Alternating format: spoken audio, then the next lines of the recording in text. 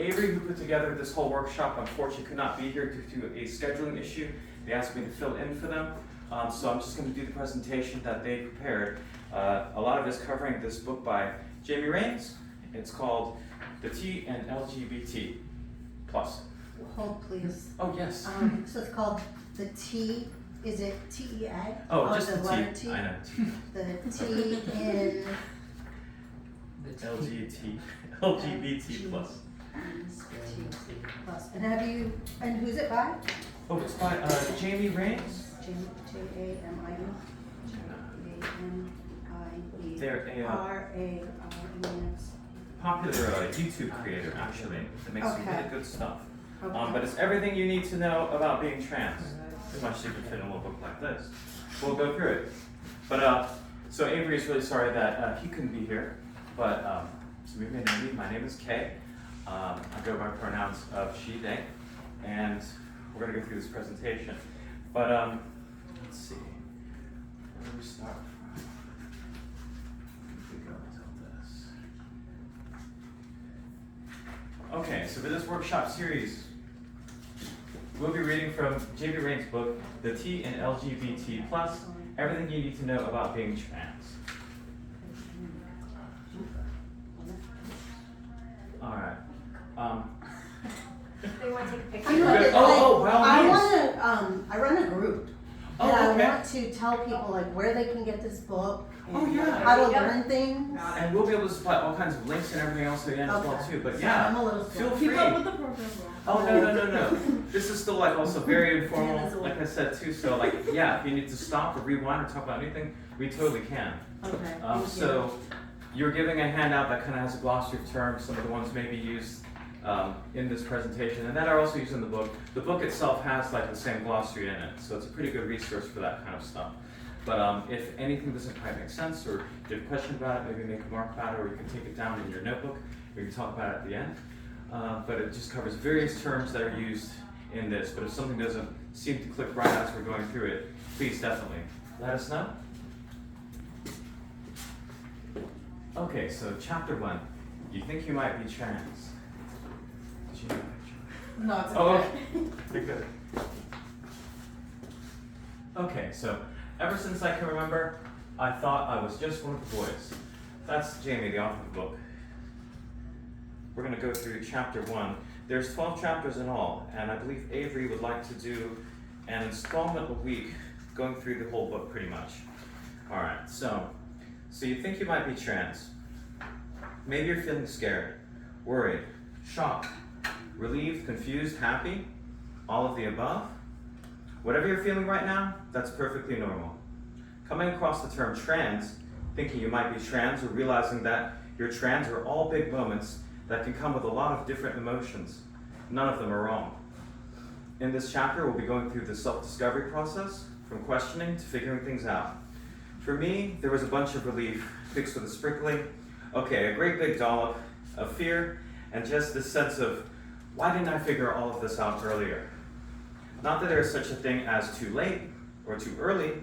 Your journey is your journey, no matter how long it takes, but it just made so much sense to me when I did find the words to describe myself.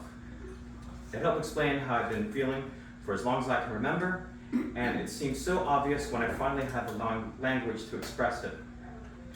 So the early years. Ever since I can remember, sorry, am I reading too quick or is this perfect? That's perfect. Okay, But so this is coming from Jamie, and Jamie is trans. Yes, Jamie, sorry, give that background. I'm just learning. No, absolutely. Jamie is a trans mask, and this is like their book on their experience that can kind of maybe be relatable to other people and how they kind of started their journey and everything. So, yes, the early years. Ever since I can remember, I thought I was just one of the boys. For the most part, I rejected anything that would associate me with being a girl. Not that gender conformity is the be-all and end-all, but because my child brain made a connection between doing and wearing stereotypically feminine things and being seen as a girl, which was something I very much wanted to avoid. I also simply enjoyed things that were stereotypically more masculine, like playing football with the other boys. I wanted my hair short. I only chose clothes from the boys section for much of my preteen childhood. I remember one particular haircut when I was about 8 years old, When it was finished, I turned to my mom and asked, "Do I look like a boy now?" Her answer was something along the lines of, "If that's what you want, dear." Looking back at photos of me from that time, the answer was an absolutely yes. I feel like my childhood is filled with so many little moments like these, moments that made me think, well, done. How did I not realize that I was trans a lot sooner?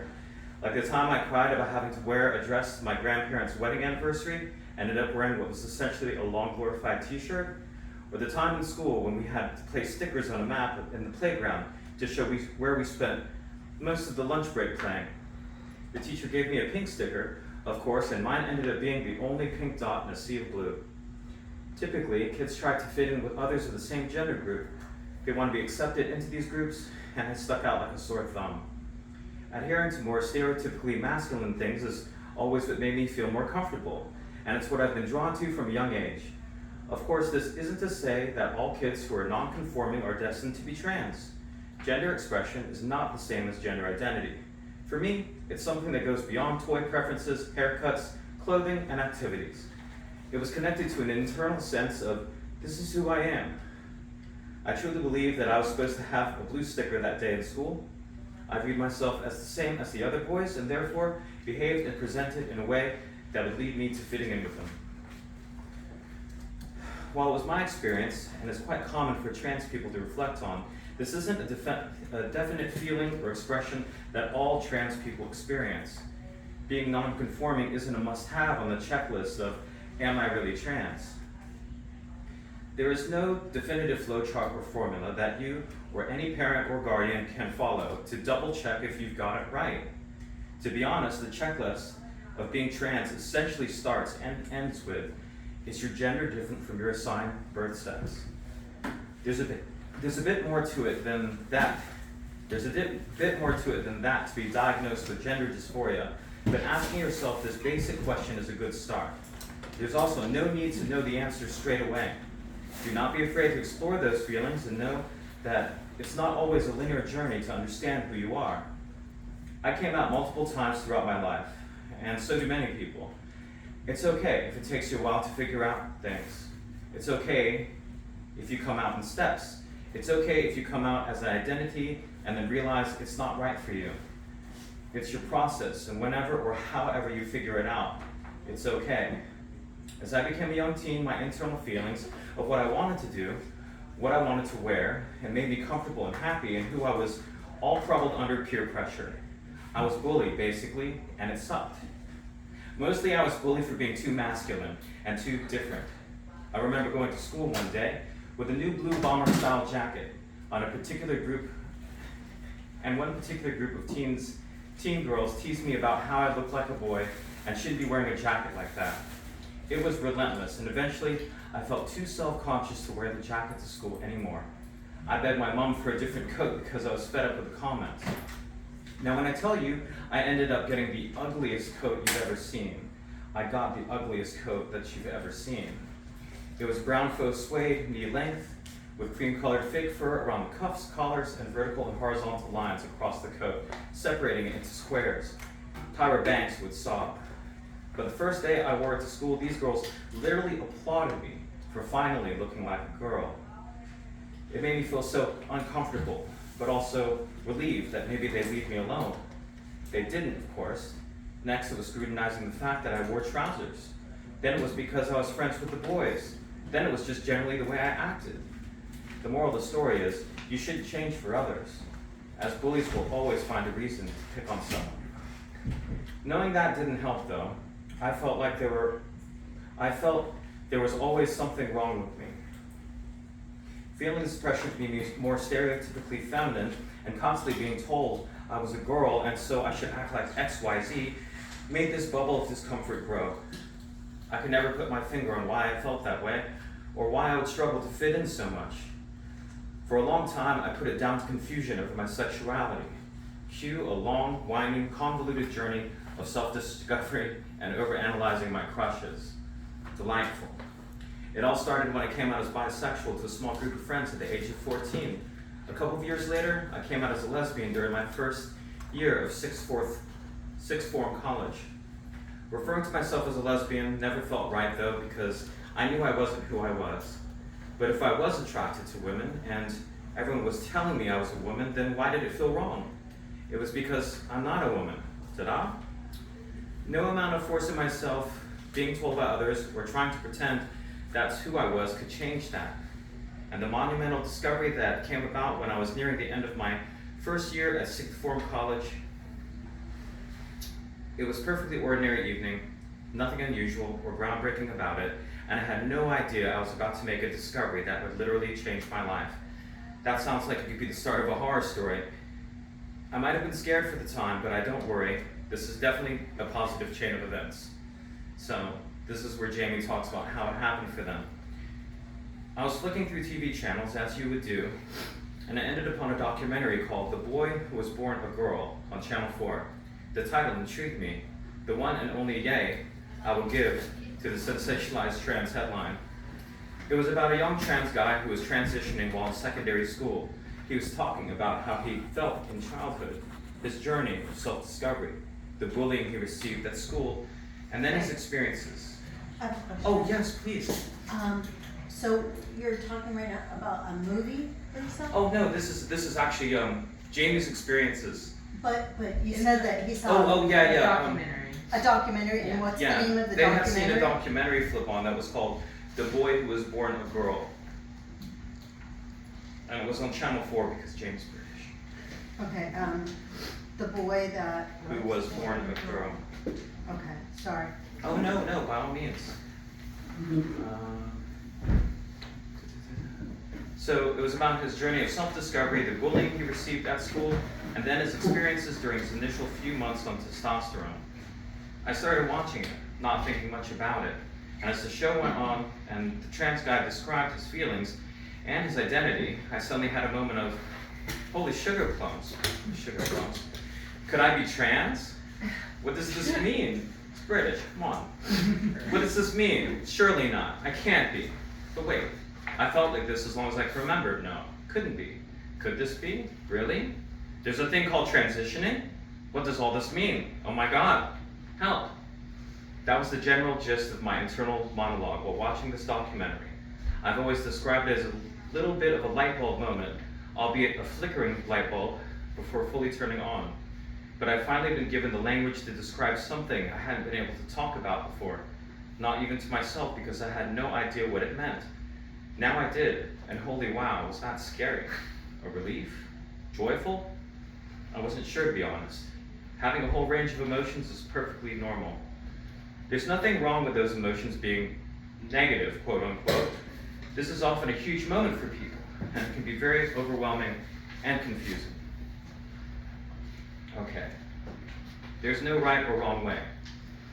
There's no right or wrong way to find out you're trans.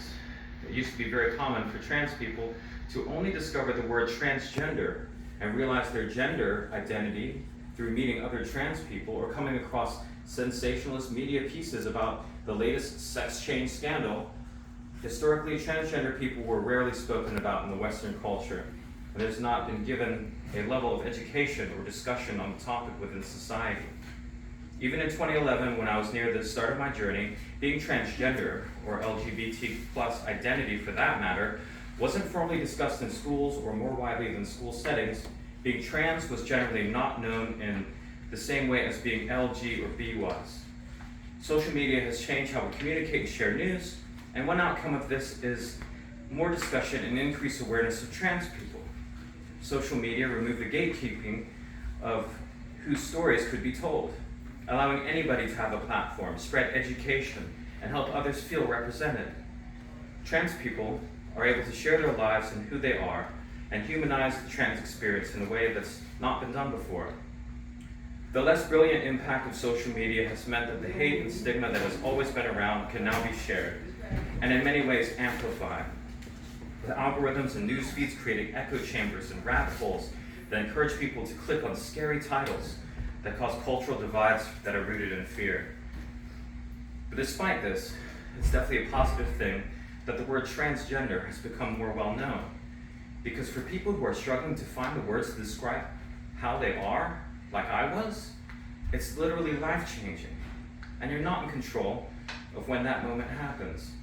If you don't know something exists, then of Of course, it makes sense that you wouldn't know who you are until learning about it. As information around being trans has been more widespread and accessible, more people have had the opportunity to figure out who they are, and thus there's been a recent increase in referrals to gender clinics. This does not mean that more awareness is making people trans. There's no social influence or trend going on where it comes to people being trans. It's to do with the people actually having the knowledge to be able to understand their own feelings. So top tip, do what feels right for you. Only you know how you feel. There's also no right or wrong time to find out that you're trans. It's important to emphasize that it's never too late, and it's never too early. We don't question cisgender people on whether they are too young or too old to know who they are, or nitpick things about their behavior and or presentation to question if they're really cisgender or not. So why does this happen to trans people? It can be hard to trust yourself when it feels like the world doesn't trust you. Well, you're good. There also doesn't need to be a breadcrumb trail of clues leading to you figuring out who you are. Some people figure it out before learning what transgender means. The other people will know deep down for many years before putting two and two together. Over the years, I've received countless messages from people unsure if they're really trans, quote unquote, because of X, Y, or Z. Some people think that they found out too late in life, and therefore, if they were really trans, they'd have known earlier. Others think that because they don't have any signs of feelings in childhood, then surely they can't actually be trans. Both are incorrect. If this is your life, your identity, and your journey, you'll probably get bored of me saying this, but no single identity journey is the same. The science of being trans. This feels like a good place to quickly skim over the scientific research. I say skim because I want to rush over it. I did a PhD. I do love a good bit of science, but because as trans people, we don't need to rely on peer-reviewed papers to know who we are. However, it can sometimes be reassuring to know that you are not alone or weird for feeling how you feel. Many papers support that socially and medically transitioning reduces dysphoria and increases the well-being of trans people. Some papers strongly support a biological basis of gender identity and suggest that being trans is a result of hormone exposure when you are developing in the womb. Some scientific research has found similarities in brain structures of trans women and cis women. Not to toot my own horn, but my own research supports this pattern too, where trans men's arousal patterns were more similar to that of what you'd see from cis men rather than cis women. That's all pretty cool if you ask me, but again, scientific papers aren't the golden nugget. You need to fully understand who you are. It's more of an internal research process that you have to carry out. Self-exploration is key. Given my absolute lack of knowledge around being transgender, that one documentary might have sparked my self-discovery journey, but it wasn't the end of it. I fell truly down a very deep, winding rabbit hole of Tumblr. Yes, I'm a fossil from the Tumblr era. And YouTube. I'd spent entire evenings scrolling back through Tumblr pages at the beginning of time, including ones called Lesbians Who Look Like Justin Bieber. It didn't help me on the trans front, but it was an amusing side of the quest. I was looking to just not feel so alone. I had already begun exploring my self-expression a bit before I learned about being trans. College allowed me to be more open with what I was wearing. There was no school uniform, and this led me to realize I still felt more comfortable presenting in a more stereotypically masculine way, as I had done as a child. I started buying my clothes exclusively from the men's section of clothing stores, and suddenly had way more interest in clothes and what I wore. Funny that. But this is what led to everyone else assuming I was a lesbian. Cue further sexuality confusion. I also gradually cut my hair shorter and shorter. I never went from a big dramatic chop. I was too nervous. More on this in chapter 6. As my hair got shorter and shorter, it really increased the amount of times that I was referred to as a man, which was something that made me feel confused, mostly confused because I liked it and I didn't understand what that meant for a really long time. Some people have started elements of self-exploration before realizing they're trans, like I did. Self-exploration might be something that helps someone realize they are trans, while others will begin their exploration after realizing they're trans. Regardless of the timeline, my rabbit hole of self-exploration, both online and exploring my own presentation, was invaluable in helping me fully figure things out. I experimented with different clothes, hairstyles, etc., until I found things that made me feel as comfortable as I could be. Self-exploration is important to do if you're unsure about what you want and what makes you comfortable. Don't be afraid to try different things while discovering your own identity. Very important note, you do not have to change your self-expression at all. You don't need to wear anything or have a hairstyle that is more typically for a certain gender identity. For example, if you think you might be a transgender man, you do not need to express yourself in a more masculine way. Your gender identity and expression are separate things, which do overlap for a lot of people, but they do not have to. You do you. Another tip from Jamie here is talk to someone about how you're feeling. If you have someone you personally know and trust, great. If not, that person could be a medical professional. You don't have to be sure you're trans to absolutely know you want to medically transition in order to be referred to a gender clinic or speak to a specialist.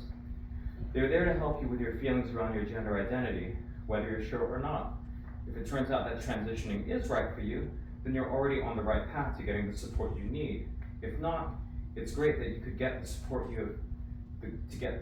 to help you learn that. All right. So, what does it feel like? One of the most common questions that I get from people who aren't trans, or perhaps think that they might be, is, what does it actually feel like to be trans? I wish there was an easy answer for that, but it's one of those things that unless you experience it yourself, it's quite difficult to convey how that feels exactly. For me, coming across that documentary and realizing that being trans was a thing, felt like coming across a puzzle piece that finally made the image of me make more sense. I knew there was a picture there, but I didn't know what it was until I came across the word transgender. It sounds so cheesy, I know, blame 17-year-old dramatic teenage me. Another analogy that I've read somewhere that resonated with me, and is thankfully less cheesy than the puzzle piece, involves shoes. It was a small throwaway line, and I can't even remember where I found it, but it stuck with me and became a metaphor that I built quite a lot upon. It's the idea that for your whole life, you've been wearing a pair of shoes, and they function, they're shoes. They protect your feet, you can walk in them, great. But they don't just feel right. There's a constant underlying discomfort that you can't quite put your finger on, and you're not even sure if it's anything to do with your feet. But then one day somebody randomly and very innocently points out that your shoes are the wrong way around. Suddenly the discomfort makes sense. You can pinpoint where it's coming from. You know what caused it, and you know there's something you can do to change it. Now to embark on the journey of switching the shoes around. So however you find out, wherever you find out, however long it takes you to find out, this is your journey, so be true to yourself and what makes you happy and comfortable. So for the allies, the note they have here, maybe you're feeling scared, worried, shocked, relieved, confused, happy, all of the above. That's normal too. At the stage when someone in your life is questioning their identity, you may not be, probably won't be, involved in how they're feeling. It may simply be that you've noticed a few things that have led you to wonder if someone in your life might be trans. Maybe they've dropped a few hints, or maybe you walked in on them watching something on their computer and then hurriedly shutting the lid. Could also be porn, you never know. Whatever it might be that has raised your suspicions at this stage, the best thing you could do is allow that person in your life the space and the time they need for exploration, while indirectly showing that you would support them, such as expressing support for trans characters in a TV show. I'm so grateful that when I was a kid, my parents just let me wear what I wanted and express myself in the way that I was comfortable. And they continue to have this attitude throughout my life. Being allowed to express yourself, even before you fully know yourself, is invaluable. And I think that's one of the best things you can do to support a trans person in your life. Let them be themselves, but give them the freedom and space to fully explore what that might be. Two of the most supportive people in my life have been my parents. I asked my mom to very honestly share how she felt when she was realizing I was trans, and what advice she'd give to allies who might be realizing someone in their life is trans too. And then this is the part that Christine, Jamie's mom, wrote. When Jamie told me that he was trans, my overriding feeling was concern. Not for me or my husband, but for Jamie and what his life would be like. I wasn't thinking about babies, that felt too distant. But what would people talk to him? There was a lot of negativity in the discussions you hear around trans people that worried me. Would he be ostracized by society? Would he have any friends? My second thought was, why do you need to do this? Can't you just live life the way you are? Jamie had mentioned to me that he was having feelings around his gender and wanted to change something about it. And he educated me very well, and we watched videos online of other people, other parents' reactions, other trans people, people who have feelings, and friends and partners. Learning about it, understanding it, and listening to your child is really important. And if your child doesn't have the capacity to lead you through that, my advice would be to be proactive. Listen to what your child is saying and trust them. You know your child, and I knew Jamie. I knew that with him sharing this with me was unlikely to be on a whim. Now, I don't have any feelings of concern whatsoever. I don't think of Jamie in any other way than my son, our son. Okay, he had another name at one point, and that was tricky to change because it was so hardwired. I never felt like I lost a child. I really never felt like I lost anything.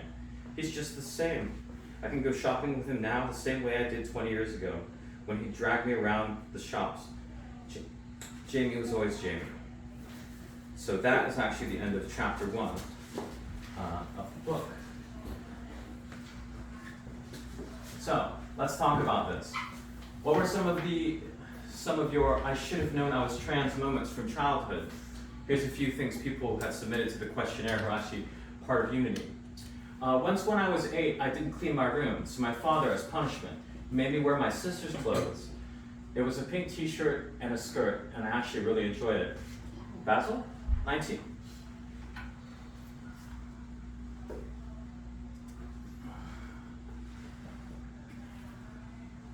I would always want my brother's hand-me-downs and would wear them as much as possible, as well as me always wanting a short haircut.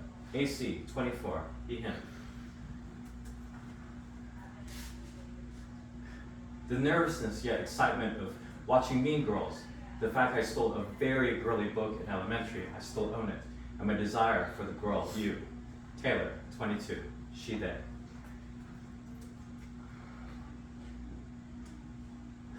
Manning is zero suit same as the Smash, and I always felt uncomfortable being clumped with the boys, no matter what. Like I wasn't where I belonged. Angelica, 22, she, they. Okay, and this is Avery. They're the one who put together this whole presentation, and want to continue this workshop through the entire book. But this is something they wrote, and some pictures of them throughout their life. My birth name, though I answered to it, gave me a strange lingering feeling that I can only explain as what I imagine a ghost must feel like to watch their loved ones pass them by without a glance. There's Avery there. Alright, so thank you for attending week 1 of this workshop. Like I said, there's 12 chapters in the book, and as far as I know, Avery would like to go through all 12 chapters of them. I think he wants to do them one every week, which I think in the future they'll be doing the presentations. But there is a QR code here if you want to continue the discussion anytime in between them for the Discord server.